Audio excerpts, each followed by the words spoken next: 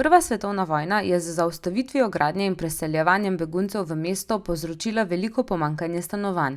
Razmahnile so se siromašne, zasilne in začasne oblike nastanitev, kot so na primer vagoni in barakarska naselja. Nastali so kraji s pomenljivimi imeni, kot so denimo Sibirija in Žuljeva vas, reveže pa je občina naseljevala tudi na Ljubljanskem gradu. Kdo si ne bi želel živeti na tej čudoviti glamurozni lokaciji nad mestom? Ja, v takratnih pogojih žal gotovo nihče.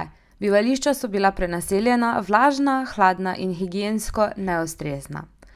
Leta 1921 je bil sprejet tudi zakon o stanovanjih, ki je ogrozil najemnike. Ukinil je njihovo zaščito in prepustil lastnikom, da so cene poljubno navili do neba.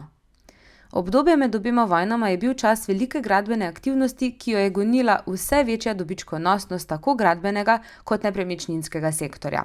Ja, če je profit, se splača!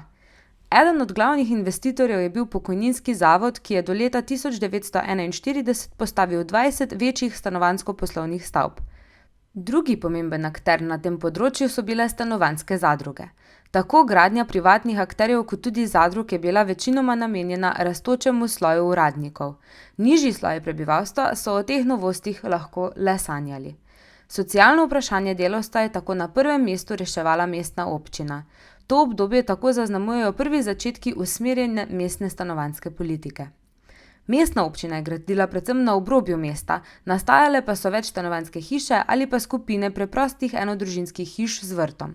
Takšna stanovanja so običajno obsegala eno sobo in bivalno kuhinjo ter strelišče. V mestnem središču je mesto investiralo predvsem v gradnjo namenjeno rastočemu sloju uradništva, ki je sledilo sočasnim arhitekturnim zgledom socialne gradnje Rdečega Dunaja, tako imenovanim hišam na dvorišče. Najbolj akutne stanovanjske probleme najnižjih slojev prebivalstva pa je mestna občina reševala s preskrbo zemljišč in stanovanjskih posojil za gradnjo lastnih hiš. Za nizko najemnino je oddajala parcele na mestnem obrobju, deloma pa priskrbela tudi gradbeni material za postavitev skromnih bivališč. Vanje je napeljala vodovod ter jih opremila skupnimi pipami, ponekod tudi stranišči. Največja in najuspešnejša je bila stanovanjska akcija za Zidave Galjevice od leta 1928 dalje.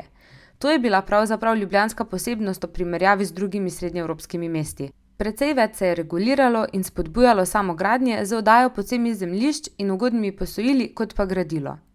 Ne smemo prezreti tudi vzgojenega momenta tega načina socialne stanovanjske pomoči.